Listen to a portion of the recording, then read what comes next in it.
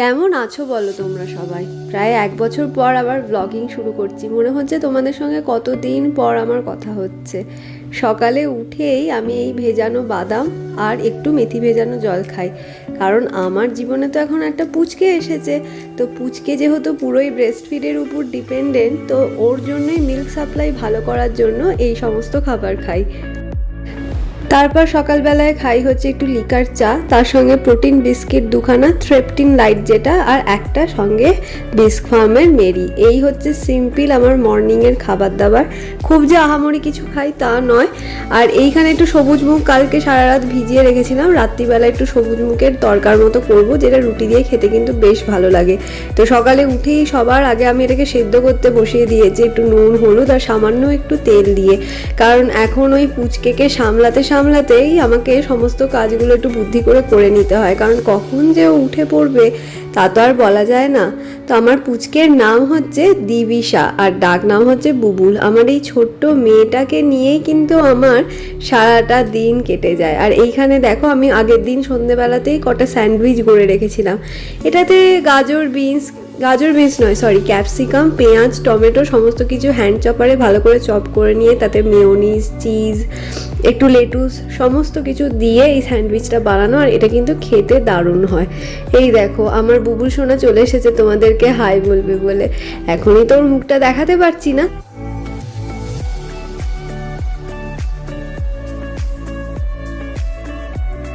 তো এই আমার ছোট্ট সোনা একটু উঠে পড়েছে, তো বাবার কোলে আদর খাচ্ছে। আর ওখানে আমার ঘুতুক সোনাকে তো দেখলে অনেক দিন পর। আর এখানে দেখো, তোমাদের সঙ্গে কথা বলতে বলতে আমার স্যান্ডউইচও রেডি হয়ে গেছে। এগুলো এত ক্রিস্পি খেতে হয়, যদি স্যান্ডউইচ মেকারে একটু গ্রিল করা যায় তাহলে কিন্তু সত্যি প্রচণ্ড ক্রিস্পি খেতে হয়ে যায়। আর এত ভালো লাগে খেতে। আর তার সঙ্গে তো চিজ আর মেয়োনিজের ওই একটা ক্রিমি ব্যাপার আছেই।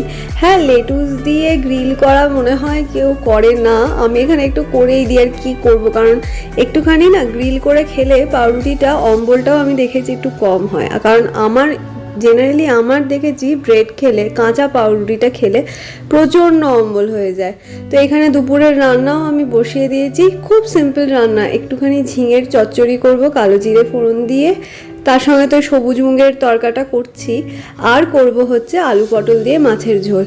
এখন যাতে চটজলদি রান্না হয়ে যায় সেই জন্য আমি এটা আদা রসুনের পেস্ট কিনে রেখেছি। এটা দিয়েই আমি এখন রান্না সেরে ফেলি বলতে পারো। তবে আমার যিনি হাউস হেল্প আছেন তিনি আমাকে সমস্ত সবজি কেটে দিয়ে যায়। তো এই রান্নাটা অনেকটাই আমার কাছে ইজি হয়ে গেছে, কারণ দাঁড়িয়ে দাঁড়িয়ে কুটনোটা তো করতে হয় না। অনেকটা টাইম সেভিংস বলতে পারো। এইভাবে হয়েছে। আর দেখে মনে হচ্ছে একদমই তেল দিইনি রান্নাটায়। আমিও দেখছি ভিডিওটা এডিট করার সময় একদমই তেল দেখা যাচ্ছে না।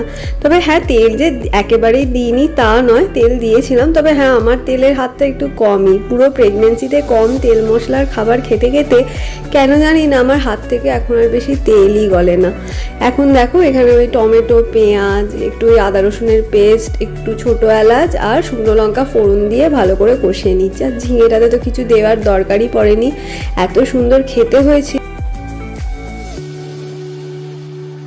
তো আমার তো বুবুলকে চান করানো হয়ে গেল। এবার আবার বাকি যে রান্নাটা, এখনো মাছটা করা আমার বাকি আছে, তো সেটা করব। আর এই বুবুল সোনা একদম শান্তভাবে ঘুমোচ্ছে। একটা রব্বার পরিয়ে দিয়েছি দোলটাতে, দোলনায় দোল খেতে খেতে।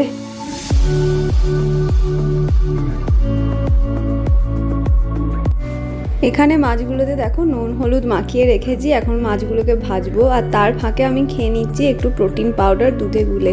পুরো প্রেগনেন্সি জুড়ে এটা খেয়েছি, আমার পোস্টপার্টামেও আমি এটা খেয়েই যাচ্ছি, কারণ এটা এত ভালো লাগে খেতে। আর আমাকে ডক্টরও বলেছে যে এটা খেতে হবে, এখন বেশ কদিন খেতে হবে। তো দুধে এই প্রোটিন পাউডার 2 স্কুপ করে দিয়ে আমি প্রতিদিন খাই, এই মাঝামাঝি আর কি, ব্রেকফাস্টের পরে। আর এখানে এবার মাছগুলো ছেড়ে দিচ্ছি গরম তেলে। বেশ ভালো কাতলা মাছগুলো দিয়েছে, দেখো পিসগুলো ভালোই বড় বড়। তবে এক হাতে ফোনটা ধরে করতে একটু অসুবিধা হচ্ছে। আর অনেকদিন ব্লগিং করিনি, তো ব্লগিংয়ের অভ্যাসটাও দেখছি একদমই চলে গেছে, কীরকম একটা জড়তা চলে এসেছে কথাবার্তায়।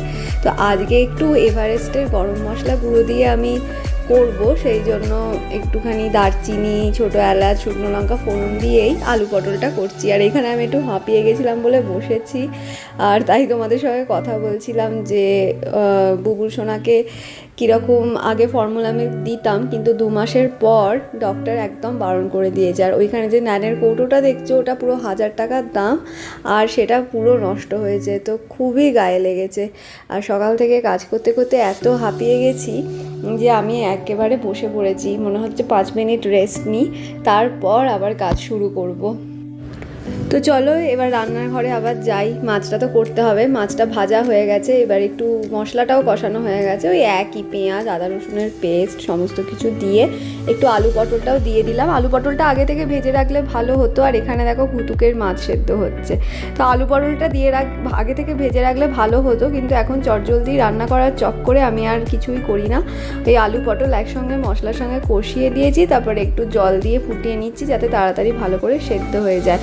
আর আজকে যেহেতু আমি ওই এভারেস্টের গুঁড়ো গরম মশলাটা ফার্স্ট টাইম ইউজ করছি, মানে আমার খুব একটা গরম মশলা গুঁড়ো দিয়ে রান্না ভালো লাগে না, কিন্তু মাঝে মাঝে দেখবে একটু রান্নাতে দিলে ভালোই লাগে, স্বাদটাও বদল হয়। তো আজকে একটু দেবো বলে আমার বেশ একটু এক্সাইটেডও লাগছে, আর ভাবছিলাম যে অর্ণবের কীরকম লাগবে। জেনারেলি আমি তো 2খানা তরকারি করি সারাদিন, কিন্তু আজকে যেহেতু অর্ণবের ওয়ার্ক ফ্রম হোম, সেই জন্য মনে হলো যে বেচারা ছেলেটা তো বাইরে যখন যায় অফিসে খুব একটা ভালো তো লাঞ্চ খেতে পায় না, তো আজকে একটু ভালো করে সবজি খাওয়াবো ওকে, কারণ সবজিটা সত্যি অর্ণবের সেইভাবে খাওয়া হয় না। তাই মাছেও আমি পটল দিয়েছি, তার সঙ্গে আবার ঝিঙের চচ্চড়ি করছি। যাই মা যাই, ঘুমটা ভেঙেছে, এখন ওকে আবার দোল দিতে হবে। তো এই এভারেস্টের পুরো গরম মশলাটা একটু ছড়িয়ে দেখি আজ কেমন হয় রান্নাটা। বেশি পড়ে গেল মনে হচ্ছে, দেখো একদম উঠে গেছে।